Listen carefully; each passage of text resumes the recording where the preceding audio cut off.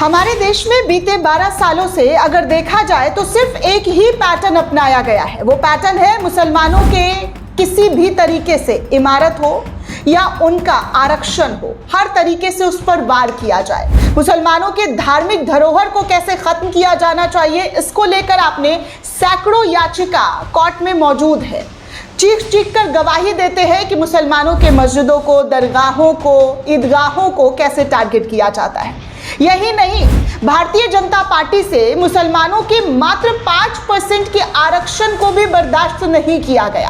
आपको याद होगा रमजान के पाक महीने में कैसे बीजेपी सरकार के जरिए मुसलमानों के 5% आरक्षण को महाराष्ट्र के अंदर खत्म कर दिया गया। अब ये मामला कोर्ट पहुंचा और कोर्ट ने जो सख्ती दिखाई है दोस्तों, उस सख्ती का तारीफ होनी चाहिए कि कैसे कोर्ट ने मुसलमानों के हक के लिए भारतीय जनता पार्टी की सरकार से सवाल पूछे हैं और ऐसे सवाल पूछे हैं जिनका जवाब देना लाजिम होता है, क्योंकि आप जिस तरीके के फैसले सुना देते हैं उस फैसले का असर मुस्लिम समुदाय के लोगों पर कैसे पड़ रहा है, ये इस देश के मुसलमानों का हाल आप देख सकते हैं।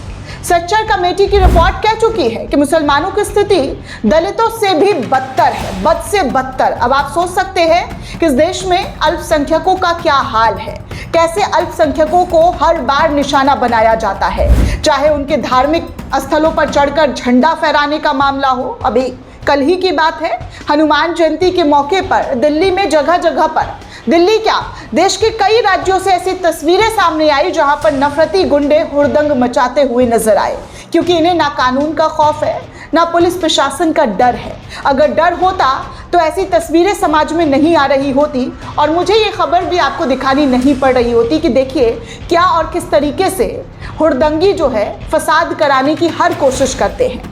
खैर, आपको बता दूं कि आज कोर्ट ने जो फैसला सुनाया है, जो बातें कही हैं, जो टिप्पणियां की है, वो काफ़ी अहम है, क्योंकि मुस्लिम समुदाय की आस कोर्ट पर थी। उन्होंने कोर्ट पर इस पूरे मामले पर आस जता रखा था कि कोर्ट से उन्हें इंसाफ मिलेगा, कोर्ट से उन्हें न्याय मिलेगा और वही इंसाफ और न्याय की भाषा कोर्ट के जरिए सुनाई गई और बोली गई। और कोर्ट में क्या कुछ बोला गया है ये सब कुछ एक एक करके आपको बताने वाली हूँ। वीडियो को आखिर तक ज़रूर देखिएगा, क्योंकि ऐसी बहुत सारी चीज़ें हैं दोस्तों हमारे समाज में जिसे दबाने की कोशिश की जाती है।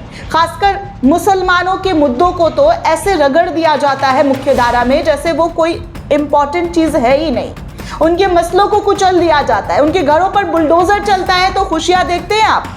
स्टूडियो में कैसे एंकर के जरिए खुशियां मनाई जाती है, बुलडोजर पर चढ़ चढ़ कर रिपोर्टिंग की जाती है, वो भी इस देश ने देखा है। लेकिन जब मुसलमानों की बात हक की आती है, जो उनको संविधान के जरिए दिया जाता है, उसको भारतीय जनता पार्टी के जरिए कुचलने की जो कोशिश की जाती है उस पर कोर्ट ने ब्रेक लगाया है। दरअसल दोस्तों आपको बता दूं कि महाराष्ट्र में मुस्लिम समुदाय के 5% आरक्षण खत्म करने के मामले को लेकर बॉम्बे हाई कोर्ट ने सख्त रुख अपनाया है। बॉम्बे हाई कोर्ट ने राज्य सरकार से इसको लेकर जवाब तलब किया है। महाराष्ट्र में मुख्यमंत्री देवेंद्र फडणवीस की अगुवाई वाली भारतीय जनता पार्टी की सरकार है। आप सभी को पता है यहाँ पर भारतीय जनता पार्टी की सरकार है और बीजेपी इस पूरे महाराष्ट्र में सत्ता पर काबिज है। देवेंद्र फडणवीस की सरकार बीते 17 फरवरी को मुसलमानों के खिलाफ एक बड़ा फैसला लिया था, जिसके तहत मुसलमानों के सामाजिक और शैक्षणिक रूप से शिक्षा वर्ग के शिक्षा में मिलने वाले 5% आरक्षण को खत्म कर दिया गया था। सोचिए, सिर्फ 5% आरक्षण था मुसलमानों का शिक्षा में महाराष्ट्र के अंदर। उस 5% को भी भारतीय जनता पार्टी बर्दाश्त नहीं कर पाई और कहा जाता है हम सबका विश्वास जीत रहे हैं, सबका विकास कर रहे हैं। ये कैसा विकास जहां पर मुसलमानों के नाम से इनकी राजनीति शुरू होती है और मुसलमानों के नाम से इनकी राजनीति खत्म होती है। सपोज कीजिए मुसलमान अगर इस देश में होते नहीं तो ये क्या करते और किस तरीके की राजनीति कर रहे होते, क्योंकि इनके जुमलों में, इनके भाषणों में, इनके बयानों में सिर्फ और सिर्फ मुसलमानों का ही तो नाम होता है। दिन रात मुसलमानों का ये नाम ले लेकर अपनी राजनीतिक नैया पार करने की कोशिश करते हैं। और वो यहीं पर देखने सुनने को मिला, जब 5% आरक्षण मुसलमानों को मिला था, उसको भाजपा की सरकार ने खत्म कर दिया। मुस्लिम समुदाय ने इस फैसले का विरोध किया और कोर्ट का दरवाजा खटखटाया।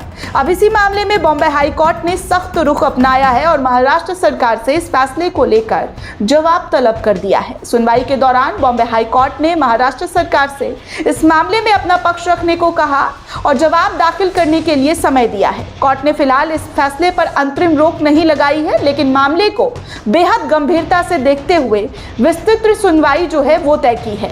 अब इस केस की अगली सुनवाई की तारीख जो है दोस्तों वो 4 मई को मुकर्रर की गई है। आपको बता दूं कि इस फैसले को चुनौती देते हुए हाई कोर्ट के में याचिका दाखिल की गई थी और याचिकाकर्ताओं का कहना था कि सरकार का ये निर्णय न सिर्फ भेदभावपूर्ण है, बल्कि इससे मुस्लिम समुदाय के उन छात्रों पर सीधा असर पड़ेगा जो पहले इस आरक्षण का फायदा उठा रहे थे और अब उनसे उनका आरक्षण छीन लिया गया है, जिसकी वजह से कोर्ट का रुख अपनाना पड़ा। और कोर्ट में जब ये मामला गया तो कोर्ट ने सख्ती से महाराष्ट्र सरकार से, बीजेपी सरकार से सवाल पूछ लिया और पूछा कि आपने ये फैसला किस वजह से और आपका मोटिव क्या है जो आपने इस तरीके का फैसला सुना दिया बिना किसी को लूप में लिए हुए। कैसे आप ये फैसला सुना सकते हैं जिससे मुस्लिम समुदाय की शैक्षणिक चीज़ें जो है वो तबाह हो सकती है। वैसे भी आप देख सकते हैं कि इस देश में मुसलमानों का पढ़ने लिखने का जो चलन है वो हमेशा से ना के बराबर रहा है और जो लोग पढ़ना चाहते हैं, जिनके पास पैसे नहीं हैं, जो आरक्षण के बिना पर पढ़ना चाहते हैं, उनसे भी उनका पढ़ाई लिखाई कैसे छीनने की कोशिश भारतीय जनता पार्टी के जरिए की गई है। इस पूरे मामले में आप देख सकते हैं ये कैसा न्याय है, ये कैसा फैसला है जहां पर बार बार मुसलमानों को टारगेट करके उनको चोट पहुंचाने की कोशिश की जाती है। इतनी नफरत, इतनी कुंठा मुस्लिम समुदाय से कि वो लगातार उनके हर हक को लेकर कोई ना कोई कारनामा करते हुए नजर आते हैं। अभी आपको याद होगा दोस्तों, पिछले साल वक्फ कानून को लेकर कहा गया कि मुसलमानों के हक के लिए हम ये कानून ला रहे हैं। हालांकि मुसलमानों ने इसका विरोध किया, हर तरफ विरोध किया। ये कैसा कानून लाते हैं जो मुसलमानों के हित का बताते हैं लेकिन उनके हित का नहीं होता है। मुसलमान तड़पते हैं, प्रदर्शन करते हैं और सड़कों पर लाठियां खाते हैं, फिर जेल भी जाते हैं, लेकिन ये सब इस देश में किसी को नजर नहीं आता है। नजर आता तो आज ऐसी चीजें देखने सुनने को नहीं मिलती कि धार्मिक पहचान देखकर लोगों को मारा जा रहा है, लोगों को पीटा जा रहा है। आज इस देश के मुसलमान कितना डरे हुए हैं, कितना सहमे हुए हैं, किसी से जाकर पूछिए तो आपको पता चलेगा। सफर करने से डरते हैं, अपनी धार्मिक पहचान को छुपाना पड़ता है कि पता नहीं कब कहां से कौन नफरती आ जाए और उन पर अटैक कर दिया जाए, क्योंकि इस देश की सच्चाई यही है।